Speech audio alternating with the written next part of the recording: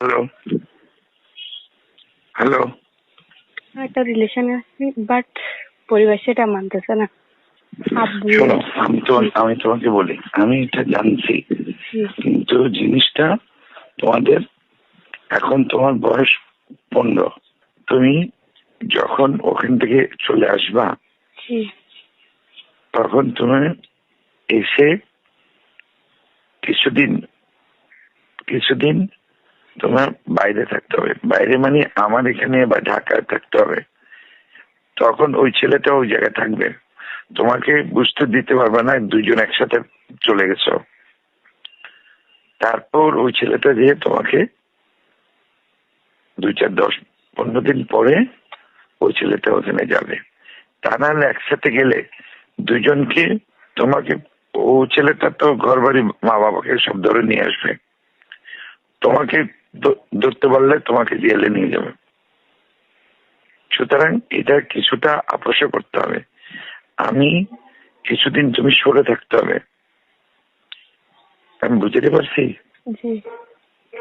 কিছুদিন সরে থাকতে হবে, এই সরে থেকে তারপর ঠিকঠাক হলে তখন নিয়ে করতে হবে।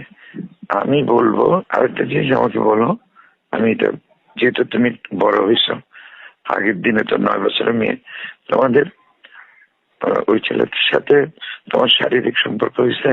না। আচ্ছা, হয়নি, ঠিক আছে, হয়নি। হলেও কারণ সাবধান রাখ, তখন আবার আরেকটা বিপদে হবে, বুঝছো না? হ্যাঁ, আচ্ছা, ওইটা হয়নি। তো যাই হোক, এখন জিনিসটা হচ্ছে যে তোমার কিছুদিন লুকিয়ে থাকতে হবে। আমি এই জিনিসটা 2-3 মাস পরে ইয়ে করবো। আমি কথা বুঝাতে পারছি? এখন তুমি চুপচাপ দেখাবে যে কোনো ইয়ে নেই, কথা বুঝছো? বুঝছো? তুমি যেটা আমার নাম্বার পাইছো, আমার সাথে কথা বলবা, আর তুমি চুপে চুপে আমাকে ফোন করো, ঠিক আছে? ওকে, আমি তোমার ওইভাবে রাখো, ওইভাবে থাকো। তা আমি দেখি চালাকি করে কি করতে পারি। কথা বুঝছো? কথা বুঝছো? এটা এটা দেখতে হবে, তোমার ওইটা আগে দেখতে হবে। কথা বুঝছো? ওই লাইনে চিন্তা করো, কথা বুঝছো? ওটা আমি আমি একটা ব্যবস্থা করব। তোমাকে হয়তো চালাকি করে দরকার ঢাকা, দরকার চিটাঙে কিছুদিন সরাই রাখতে হবে।